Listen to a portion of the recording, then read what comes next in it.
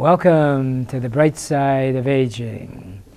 My name is Ike Engelbaum. I'm a pharmacist and the publisher of the American Senior Gazette newspaper, and I do this show so that we can bring out interesting information for seniors so that they can age well and age gracefully in a vertical position for as long as their genes will allow.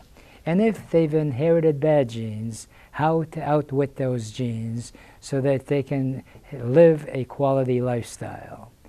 My goal is to bring information to you on health, wealth, and art, and primarily to motivate you that if you're aging, how to put old age on hold. In fact, as I like to say, age is a matter of the mind. If you don't mind, it doesn't matter.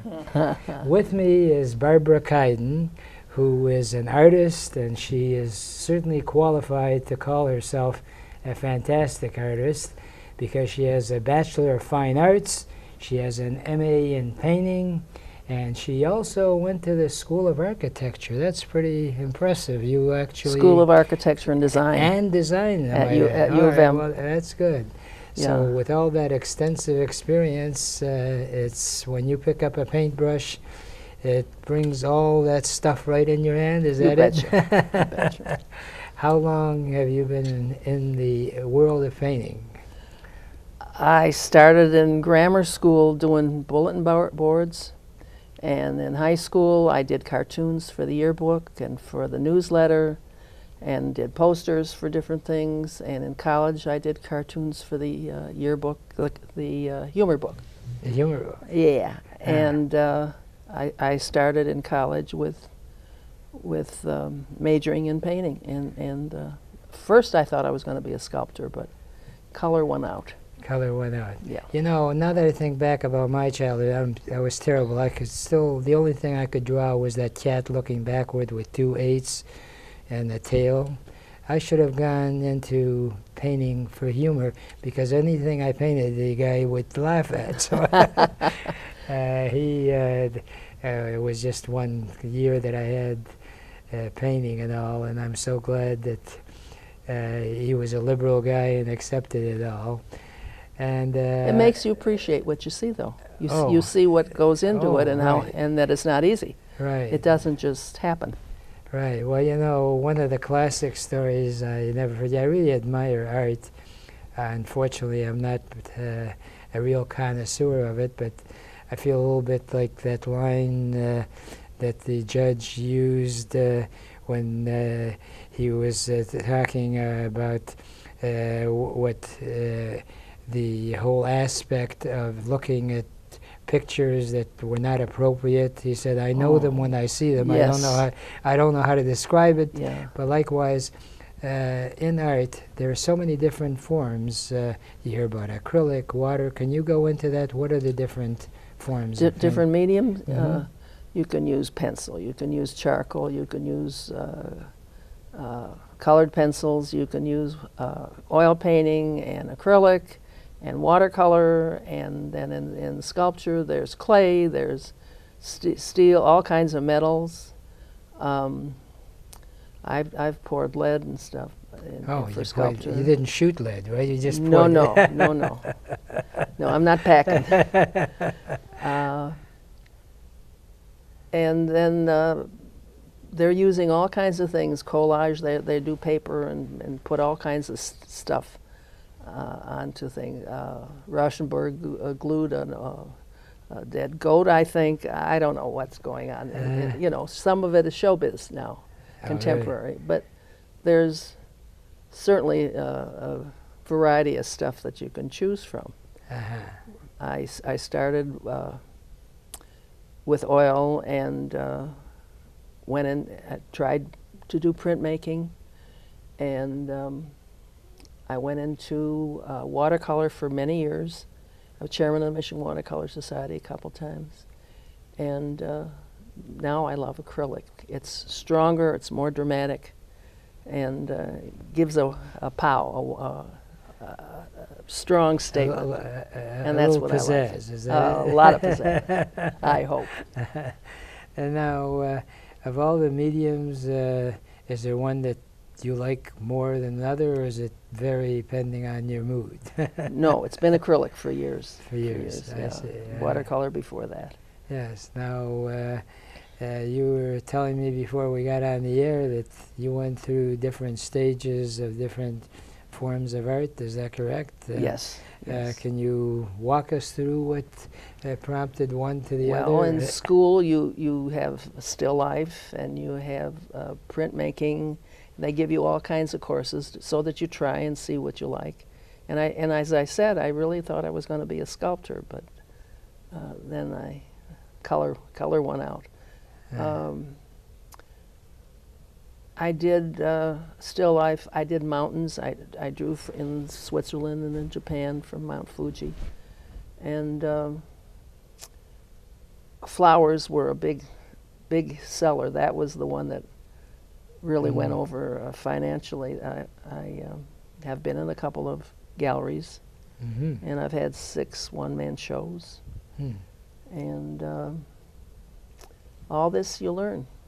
In the process. You evolve and you change and you look. You go to museums in different places, and hopefully you grow. Well, yes, that's appropriate since we're talking flowers. They grow. You have to grow right in the process. Now, if anyone has got this desire to become an artist, do you have any guidelines that you can share as to what should they do? Well, first place, if you're hungry and you want to earn money, I would advise you not to go into art to make a living, because it's very, very difficult, just like, as you told me, music. But if you love it, there are certainly places that you can take courses and see if you're any good at it. Not everybody has talent in one field. I couldn't be in the math or science program, I'm sure, because my interests and my talents don't lie in that particular field. But I don't think anybody can do art. Just as I don't think anybody can do math or music, or we all have different talents. Right. Well, then the wonderful thing, if you're fortunate enough in life, is to identify what indeed you are good at. I never had to wonder. It was there. It was there. Yeah. I was happy doing it, and it was fun. Well, I just was wondering, when you were growing up, were your parents supportive of your desire to be an artist? Or? My dad didn't know anything about art. My mother loved it. She took some art in school, and I only saw one life drawing of hers, but it was very good. But she took me to museums, and she really loved art and also had a nice little minor collection in the house, and even pretty little glass vases or a beautiful ashtray. She just loved beautiful things, so I got the clue. Yes, and I got the clue, and the bug. And the bug. Did you paint any bugs yet? Yes. Yeah, you did. Yes, big ones. Big ones. I don't like to do little miniatures. Big. Well, painting a bug has got to be a real challenge. You work from the real thing, don't you? That I didn't know, but I really do. Every one of my paintings is from the model, from the flower, from the mountains, from something I see. And you actually have to see it. It's not like I don't have to, but that's what I like to do. That's what I don't like to photographs. People that do it from photographs, unless you're awfully good at it, it's cold. They're missing the creative something. You're just kind of copying a flat thing already. You haven't translated what you see. Walk us through, let's say, with the flowers. Yes. Suddenly, Barbara Keidan wants to paint this particular flower. What happens? Okay. We have a friend that has a gorgeous garden and was very nice and asked me over. I'd bring a chair and an umbrella and sit in the garden and actually look at the flower, or flowers, plural, and draw. And I started with sketches. And when you translate the sketch to a big thing, you lose something. So I'd start sketching on the big paper and take it home and paint, because I can't carry my big jars of acrylic around. But I would draw the real flower or the mountain or the person or whatever. It's something I see that I take time and draw. So you have to be a good drawer in order. Yeah. For instance, drawing is like a skeleton. Picture Richard III with his humpback. Yeah. No matter how much velvet you put, you cannot hide that hump. You can't hide a bad drawing.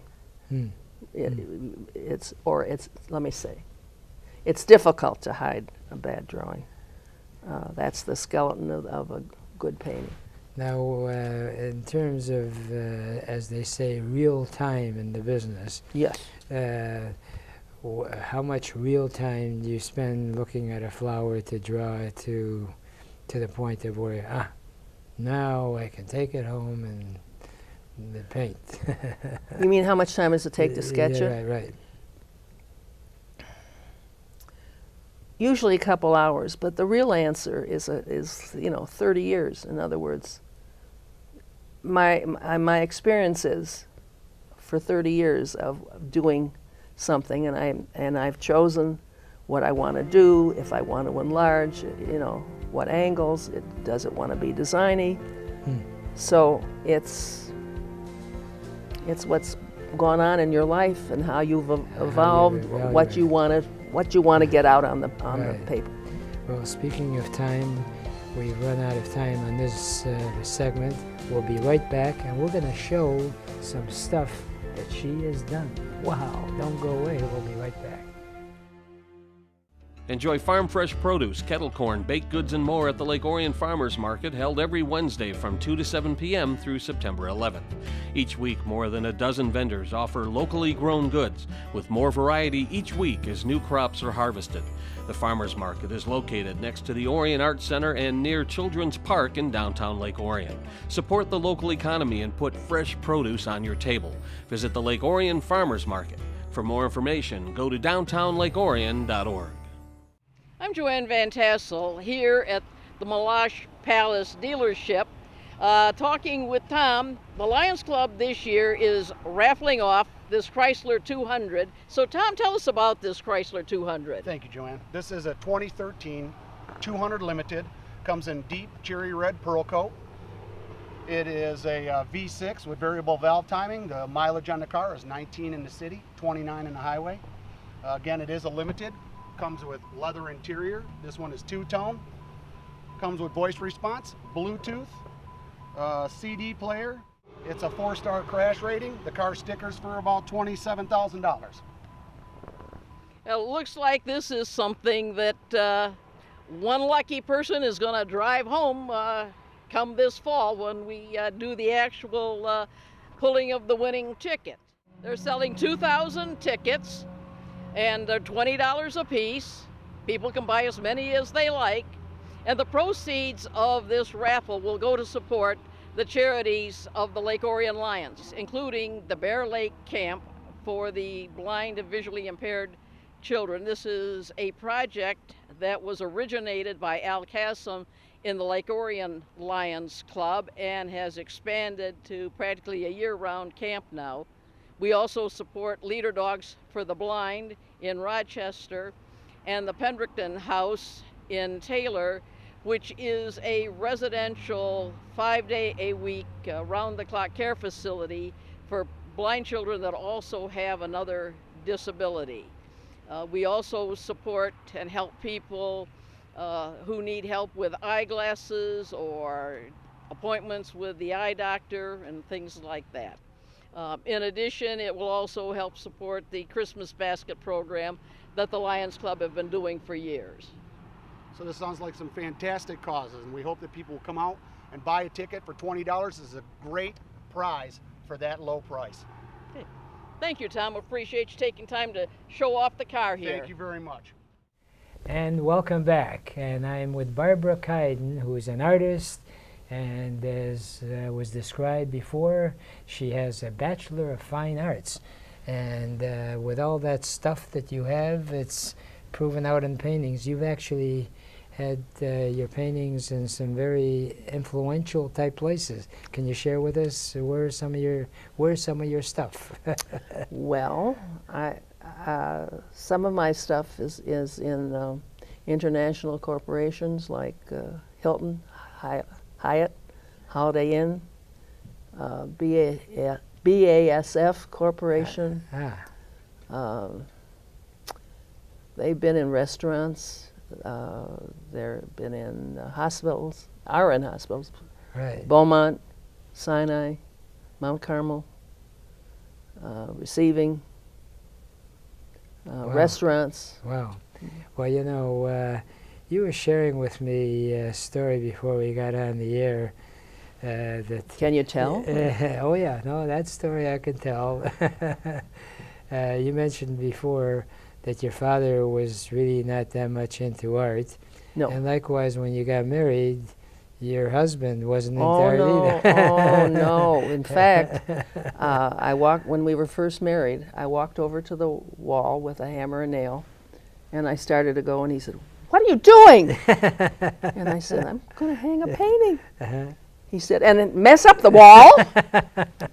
So he never had any paintings in his home, but he learned. He went with me to museums and galleries, and gradually learned to have a very nice, fine eye and appreciation for it. Right. Well, I had the good fortune of having had many great conversations with your husband, Herb. Yeah. He was a very prominent attorney, and apparently, when you first got married, you entered a contest that. Oh, I know what you're saying. The Detroit Art Institute had many competitions for local artists. Mm-hmm. Michigan Fine Arts Show, I forget what it was called. Anyway, I entered it in my 20s, and naturally I got rejected. I was young, what did I know? My husband went down to get the reject, and he called me excited. They looked for an hour in the reject pile, and the curator said, "Let's look in the accepted pile." So my painting was accepted, and he said, "And some of your professors were rejected."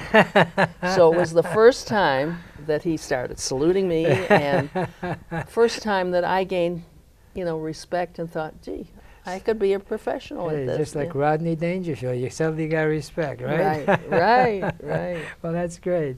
Well, let's show the folks some samples. We're going to hopefully flash up some of your paintings. Okay. And you might give us your artistic description of what we're looking at. Okay. What are we looking at right here? Okay. This is a painting that's 5 by 4 feet. I drew this from a model who was a dancer. She was on the invitation to one of my 6 one-woman shows. Pardon me. Yes, right. You got to be politically correct. Wow. And this was from the Lansing show. This is in a show right now at University of Michigan in Dearborn. And this lady was a model. And I don't know why I chose to do her green, but it was fun. I mean, do you like any particular color, or they all depends on? Just sometimes I try to do something different. Sometimes it's from what I see. She did have a pink boa. This was sold to a couple from Mexico City. Some of my international experiences. They painted a whole wall that ridiculous green and hung the painting on it in the living room. I was so surprised and pleased. Can I tell you about more of my intellect? There's a flower. Let's talk about the flower. That was in a lady's room, and she wanted me to see how it was hung. So I went over to her house, and it was hidden way back in a bedroom, and I was disappointed. This is a large painting, 5 by 5 feet. And I said, nobody's going to ever see it. She said, "Oh yes, I'm newly engaged. It will be seen." Oh, wow. Isn't that incredible? Yeah. And here's another flower. This painting, believe it or not, was purchased by a blind lady from Florida. And her daughter brought her to the art show and described it to her, and she said, "Oh, I'm getting good vibes," and bought my first purchase by a blind person. Oh, wow. I'm really impressed. And this one, of course. This, I don't know where this is now. I don't think it's in the drawer. But this is drawn also from the real flowers. And I love the dramatic red background that brings out the purple and the green and the leaves. And this too, I think, is kind of elegant. Yes, it is. Drawn from the lilies, the real lilies. Now, as far as the actual time, again, with real time, you don't start and finish, do you? You go back, especially with flowers, I would imagine that you get a new thought about it, or does it? You know what I do? No.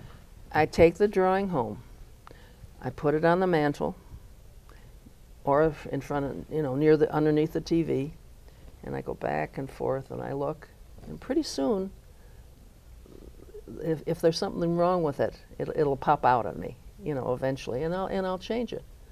And even more with people, a line here or two can mess up a face.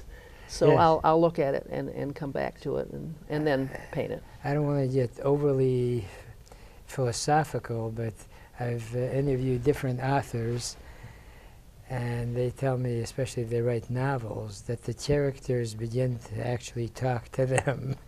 I wondered, does that exist in the art world?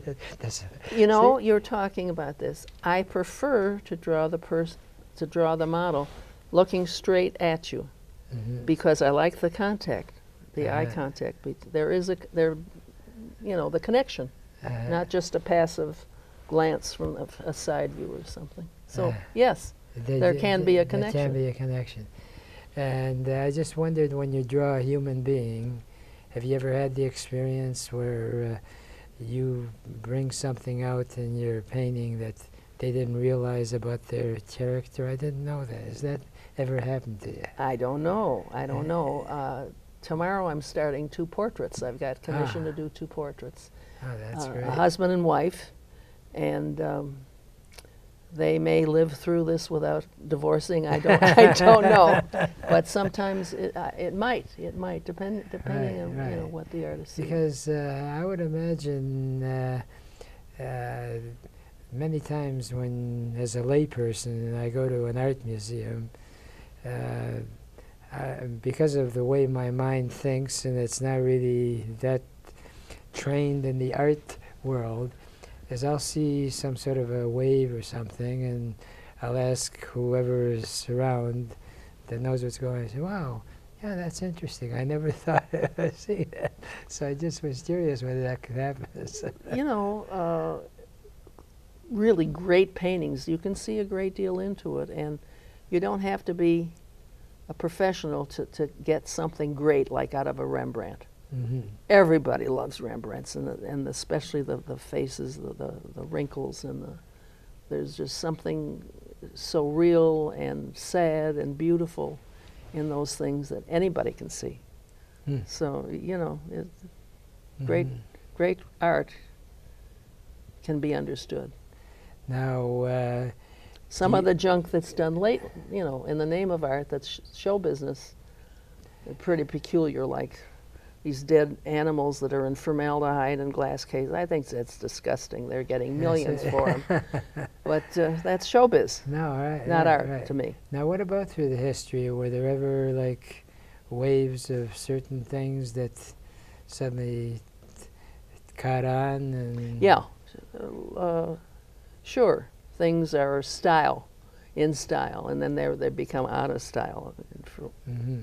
Sure. So you can actually sort of tell history a lot by whatever was painted at that particular time. Yeah. And did you have somebody in your life that was a particular inspiration to you in being an artist, or you just had this passion and it didn't matter who was around you? No, no, teachers help, but I don't think there was one person or even, 5 teachers that. I think it's learning in class, living, seeing, going to museums, drawing, going to galleries, being in galleries, talking to other artists, living. Living. It just accumulates and evolves and becomes a part of you. Right. Well, there is a whole theory about art therapy where people actually can express themselves many times in art where they can't express themselves verbally. So A friend gave me a book of psychiatric patients' art, and they were strange and sometimes beautiful and interesting. Right. Yes, it has been used quite a bit, Right. and it's a form of help now, a good form of therapy.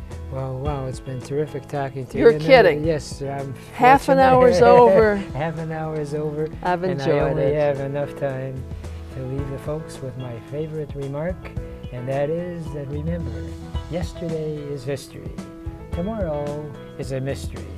Today is a gift, and that's why we call it the present. Please enjoy your present and your gift by looking at life with the bright side of aging.